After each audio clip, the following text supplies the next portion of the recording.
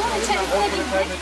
Şu anda içinde bulunduğumuz buzul bugün akşama kadar var, yarın yok. Her seferinde her yeni buzul açıklıkları başka buzuza gitmek var. Çünkü buzullar hızla eriyor.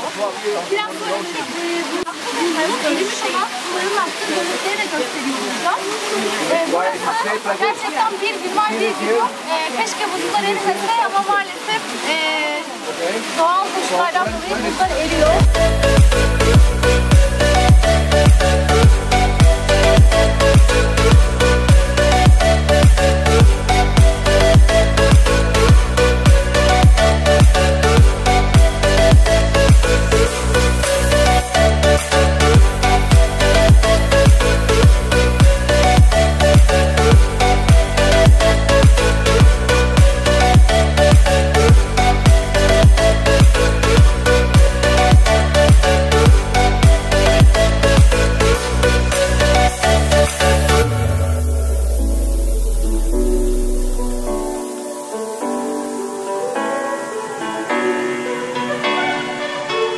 I remember